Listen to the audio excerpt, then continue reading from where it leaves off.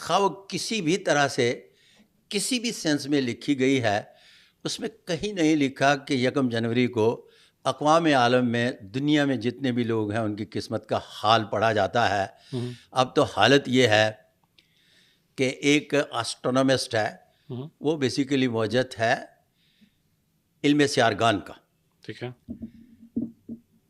اس نے باقاعدگی سے گوگل سرچ کرے تو سیارے ایک لائن میں آ رہے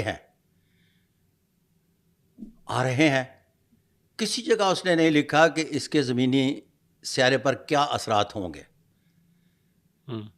کسی جگہ اس نے نہیں لکھا کہ کسی انسان کے مقدر سے یہ سیارے کیا لنک کریں گے ایک لائن میں آنے کے بعد۔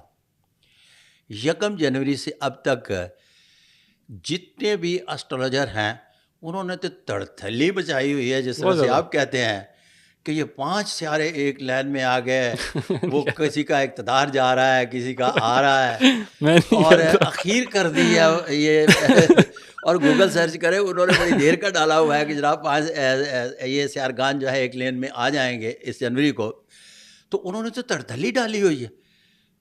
تو جس کا ہے وہ کہہ رہا ہے کچھ بھی نہیں ہو رہا، نہ کوئی زمینی سیارے پر اس کی اثرات ہے، نہ کوئی بندے پر، تو وہ 12 بروج پر کون سی اثرات ہیں، اس کے کس نام سے شروع ہوتا ہے، اس پر کیا اثرات ہیں، یہ سارے کے سارے وہ توہم پرستیاں ہیں جس کی بنیاد پر لوگوں کو خواہ میں اتنا وہمی بنا دیا جاتا ہے کہ وہ پھر کسی کام کے نہیں رہتے۔ اور میں جب سے اس فیلڈ میں آیا ہوں، اس کام کا بیڑا اٹھایا ہے کہ میں جب تک زندہ ہوں ساتھ ساتھ یہ بھی کوشش کرتا رہوں گا کہ اس توہم پرستی سے بھی نکالا جائے۔ واللہ البصواب۔ مشکل کام ہے، کوئی بات نہیں، دیکھیں بات یہ ہے کہ اگر میرے نصیب میں آسان کام ہی لکھے ہیں تو آسان تو تو نہیں مشکل کام کے لیے میں بندے ڈھونڈوں۔ نہیں، آپ کے نصیب میں مشکل کام ہی لکھے، آپ کی جو جرنی رہی ہے، مسئلہ ہی نہیں ہے۔ ٹھیک ہے سر، سیاست کی طرف بڑھے، سوالات پوچھ رہے ہیں، اب آپ کی اپنی مرضی ہے، بہت زیادہ میرے پاس چیزیں لکھی ہوئی ہیں جا کے۔ اچھا، سب سے پہلے میں یہ بتائیں، خان صاحب باہر آ رہے ہیں، اچھا خان صاحب کے بارے میں ایک اور یہ کیسے کرتے ہیں ویسے، جسٹ بائی دا وے، یا آپ کیسے پریڈکٹ کریں گے، یہ بھی بتائیں کیا آ رہے ہیں یا نہیں آ رہے؟ اچھا اس طرح سے ہے کہ خان صاحب کے بارے میں جب پریڈکٹ کیا جائے گا تو ان کے ہاتھوں کی لکیروں کے حوالے سے کیا جائے گا۔ ٹھیک ہے، وہ آپ نے نہیں دیکھی؟ آپ کو کس نے کہا ہے؟ آپ نے مجھے سرچ کیا ہے؟ نہیں، پریزنٹلی کہ ایک ہی رہنی ہے، لیکن ایک ہی رہنی ہے، ابھی تو جیل میں ہے نا سر، 7 سال سے جیل میں ہے۔ 1996 سے لے کر خان صاحب کے بارے میں وہ واحد پامسٹ جس نے ہینڈ پرنٹ بھی لیے، سر میرا باقاعدگی سے لکھا ان پر، بالکل ایسا ہی ہے، 100% مرتبہ لکھا، 100%، وہ تو دیکھا نا پروگراموں میں بولا، وہ تو سب کچھ ہے۔ میں بھی، میری گزارش سنیں، میں کہہ رہا ہوں کہ ابھی آخری 1.25 سال 1.5 سال سے تو جیل کے اندر بیٹھے ہیں نا، ان کو تو موقع ہی نہیں دیا جا رہا۔ میں آخری 1.5 سال کی بیسس کے اوپر کہہ رہا ہوں کہ اس کے اندر کیا پریڈکشن چینج ہوگی۔ 96 سے لے کے اب تک کی جو آپ کی باتیں وہ ٹھیک بھی ہوئیں، مینشنڈ بھی ہیں، بشرا بی بی والا کیس بھی ہے، اور وہ پبلک نالج ہے۔ میں نے کہا نا کہ آپ نے سرچ ہی نہیں کیا، میری 100% ان کے بارے میں پریڈکشن غلط ہوئی۔ ٹھیک ہے، جب میں ان کو 1996 میں ملا تو میں کیروگی پڑھتا تھا، ٹھیک ہے، تو کیروگی کے حوالے سے ان کا ہاتھ جو تھا وہ کنگ میکر کا تھا۔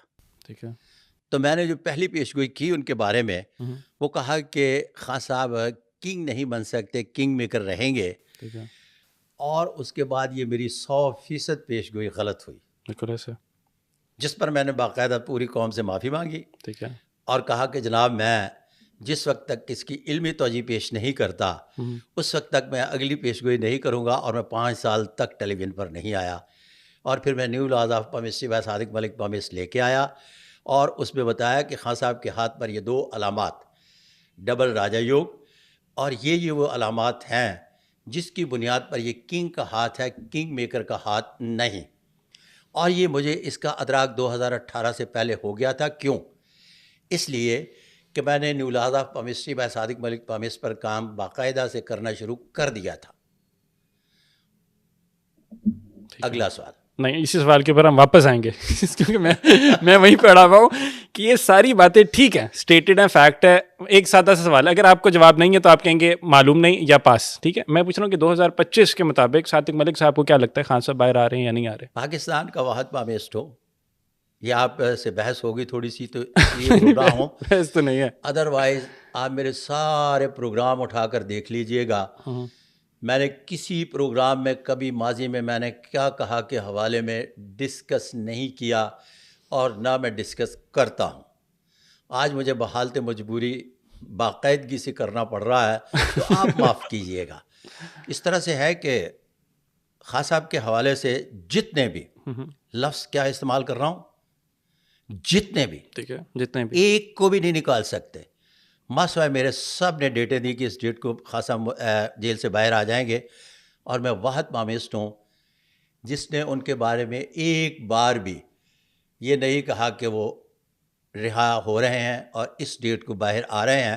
بلکہ میں نے عبداللہ کے ساتھ پوڈ کاسٹ کیا اور اسی سیٹ پر پہلا پوڈ کاسٹ کیا. ٹھیک ہے, تو میں نے عبداللہ سے یہ کہا کہ آپ مجھے یہ بتائیں کہ میں نے یہ پیش گوئی تو نہیں کی. تو عبداللہ کہنے لگے نہیں. تو میں نے کہا جب میں نے نہیں کی تو اگلا سوال. اب میں اگلے سوال کا آپ کو جواب دوں گا. اگلے سوال کا جواب یہ ہے کہ خان صاحب کے ہاتھ پر ڈبل راجہ یوگ پایا جاتا ہے, اور جس کے ہاتھ پر ڈبل راجہ یوگ پایا جائے تو اس کا مطلب یہ نہیں ہے کہ وہ جیل نہیں جاتے.